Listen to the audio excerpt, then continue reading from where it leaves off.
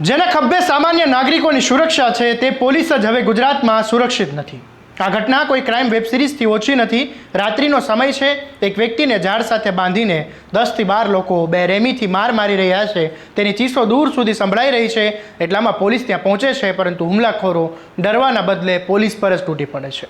લાકડા અને પથ્થર વડે પોલીસ પર હુમલો થાય છે। આ કોઈ ફિલ્મનું દ્રશ્ય નથી, પરંતુ અમરેલીમાં બનેલી સત્ય ઘટના છે। આવો વિગતે વાત કરીએ આ ઘટનાની। નમસ્કાર, હું છું આસિફ કાદરી અને સ્વમાન સાથે તમારું સ્વાગત છે। અમરેલી જિલ્લાના રાજુલા તાલુકાના ખેરા ગામમાં દેવસીભાઈ ગુજરિયા નામના એક વ્યક્તિને કેટલાક લોકો પ્રેમ સંબંધની શંકાએ અપહરણ કરે છે। ત્યારબાદ તેમનું અપહરણ કરીને હિંડોળા ગામ નજીક એક વિસ્તારમાં લઈ જવામાં આવે છે। ત્યાં તેમને જાંબુના ઝાડ સાથે બાંધી દેવામાં આવે અને બાદમાં 10 થી 12 લોકો મળીને લાકડા વડે તેમને બેરહેમીથી માર મારી રહ્યા હતા। આ ઘટનાની જાણ પોલીસને થાય છે અને પીપાવા મરીન પોલીસની ટીમ તરત જ ઘટના સ્થળ પર પહોંચે છે, પરંતુ દેવસીભાઈને બચાવવા આવેલી આ પોલીસ ટીમને જોઈને હુમલાખોરો ભાગ્યા નહીં અને ઉલટાનું પોલીસ પર જ તૂટી પડ્યા। પીએસઆઈ કેડી હડિયા, પોલીસકર્મી ચંપુભાઈ પોપટ, અક્ષયભાઈ મોરી અને મગન થાપા પર લાકડા અને પથ્થરો વડે હુમલો કરવામાં આવ્યો। હુમલો થયો હોવા છતાં પોલીસ હિંમત હારી નહીં અને પોલીસે દેવસીભાઈને આરોપીઓના ચુંગલમાંથી છોડાવ્યા અને સુરક્ષિત રીતે બહાર કાઢીને તેમને હોસ્પિટલ ખસેડવામાં આવ્યા। સાથે જ ઈજાગ્રસ્ત પોલીસ કર્મચારીઓને પણ સારવાર માટે રાજુલાની હોસ્પિટલમાં ખસેડવામાં આવ્યા, જ્યાં ડીવાયએસપી નૈના ગોરડિયા અને એલસીબીની ટીમ પણ પહોંચી ગઈ હતી। આ સમગ્ર મામલે પોલીસ ફરજમાં રૂકાવટ અને પોલીસ પર હુમલો અને અપહરણ સહિતની ગંભીર કલમો હેઠળ ગુનો નોંધીને લગભગ 40 જેટલા શખ્સો સામે ગુનો નોંધવામાં આવ્યો છે અને કાર્યવાહી શરૂ કરી દેવામાં આવી છે। ત્યારે આ મામલે પીડિતે શું કહ્યું એ સાંભળી લો। એમાં એમ છો કે આઈલા મને લઈ જાય ને તે છોકરી પાયલા બરાબર, તે વસારે બેહાડીને મને કાઢી ના જઈને તને બાંધવાનું છે, મારવાનું છે બરાબર ને, વસારે કાંઈ ડાયનો થતો ને આઈને મારી નાખે બરાબર। તે પાછો એને એમ કીધું કે હવે ઘેર જઈને બાંધ્યો ને પછી મને માર્યો ને। એમાં 10-12 જણા આઈલા હતા ને ઈવડાના ટોળું હતું ઘણું જાજુ, ઈવડા બધા હરપી પડે બાઈઓને। એમાં પોલીસ વાળા મને મારી નાખે તો પોલીસ વાળા ઉપર હતો હુમલો કરવા મળ્યા છે। પોલીસ ન આવી હોત તો? હા, પોલીસ ન આવી તો મને મારી નાખે સાહેબ। એવું એ તો સાહેબ મારા ભગવાન થઈ ગયા। પોલીસ ઉપર કઈ માથાકૂટ છે? હા, પોલીસ સમજાવે છે એને પાછું માથાકૂટ કરવા મળી। પીડિત દેવસીભાઈના જણાવ્યા પ્રમાણે જો પોલીસ સમયસર ન પહોંચી હોત તો કદાચ તેઓ જીવતા બચી ન શક્યા હોત। તેઓએ કહ્યું કે 10 થી 12 લોકો સતત તેમના પર હુમલો કરી રહ્યા હતા। આ ઘટનાથી એક મોટો સવાલ ઊભો થાય છે, જો કાયદો અને વ્યવસ્થા જાળવવા માટે પોલીસ પર જ હુમલો થઈ શકે તો સામાન્ય નાગરિકોની સુરક્ષાની શું ખાતરી? હાલ તો પોલીસે આ તમામમાંથી 9 આરોપીઓને પકડી પાડ્યા છે અને તેમની આગળ તપાસ હાથ ધરી છે। બાકીના આરોપીઓને પકડી પાડવા માટે કાર્યવાહી તેજ કરી છે। હવે આ સમગ્ર મામલે અમરેલી જિલ્લાના પોલીસ વડા સંજય ખરાતે શું કહ્યું એ પણ સાંભળી લો।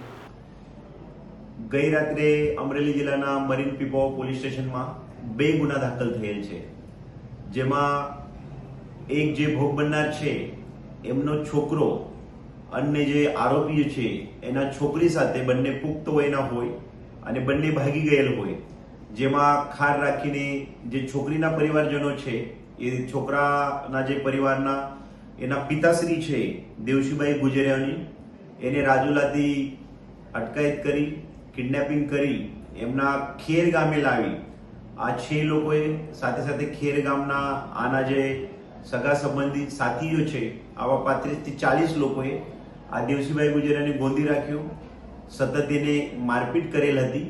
તે દરમિયાન મરીન પીપાવા પોલીસ સ્ટેશનના થાના અધિકારી તથા ત્યાંના પીએસઆઈ શ્રી ને ત્યાંથી એક પબ્લિકના માનસમાંથી જાણ થતા જિલ્લા પોલીસની ટીમ આશરે 25 કિલોમીટર દૂર રાત્રેના સમયે પહોંચી આ લોકોના બંધનમાંથી મરાયેલા હાલતમાં દેવસીભાઈ ગુજરિયાની મુક્તતા કરી અને ત્યારે ટોળાએ પોલીસ સાથે પણ સંઘર્ષ કરેલો હતો। જે બનાવમાં અત્યારે અમને એવું જાણવા પણ મળેલું છે કે કદાચ પોલીસ થોડીક લેટ થઈ હોત અથવા પહોંચી ના હોત તો આ દેવસીભાઈ ગુજરિયાની જાનની પણ જોખમ બની હોત। તો જિલ્લા પોલીસે બહુ સારું એવું એક બંધક બનાવેલ વ્યક્તિની ભોગ બનનારને આરોપીના કબજામાંથી છૂટકા કરીને એને આબાદ બચાવી લીધેલું છે। સાથે સાથે આ લોકોએ જે ભોગ બનનારની ધરપકડ કરી એને ગોંધી રાખ્યો, એને માર્યો, રાયોટિંગ કર્યો, તે બાબતે એક ગુનો પણ દાખલ કરેલું છે। જ્યારે જિલ્લા પોલીસના ટીમ એટલે જિલ્લા પોલીસ તરફથી 6 થી 7 પોલીસ પર્સન ત્યાં ગયા હતા, ત્યારે ત્યાંના પબ્લિક તરફથી એક 35 થી 40 લોકોનું ટોળું પણ જિલ્લા પોલીસ સાથે સંઘર્ષમાં ઉતર્યો હતો. આમાં અમારા પીએસઆઈ શ્રી અને 2 પોલીસ કોન્સ્ટેબલને પણ અમુક ઈજાઓ થયેલી છે અને અન્ય પોલીસ સાથે પણ અથડામણ આ લોકોએ કરેલ હતી. તેના ભાગરૂપે જિલ્લા પોલીસ તરફથી આ લોકો વિરુદ્ધ સરકારી કામમાં અડચણ, સરકારી નોકરો પર હુમલો કરવું, રાયટિંગ કરવું તે પણ ગુનો અલગથી નોંધવામાં આવેલ છે. બંને ગુનાના કામે જે આરોપી છે એને ઓળખાણ કરવામાં આવેલ છે. આરોપીનું હાલનું આગળની તપાસ તથા ધરપકડની કામગીરી ચાલુ છે. જિલ્લા પોલીસના મરીન પીપાવાવ પોલીસ સ્ટેશનના થાનાધિકારી, ત્યાંના પીએસઆઈ શ્રી અને તેના સ્ટાફે આજે ભોગ બનનારને બચાવવાનું કામ કરેલું છે. તે બદલ જિલ્લા પોલીસ પરિવાર તરફથી, સમાજ તરફથી હું તમામને અભિનંદન પણ પાઠવું છું.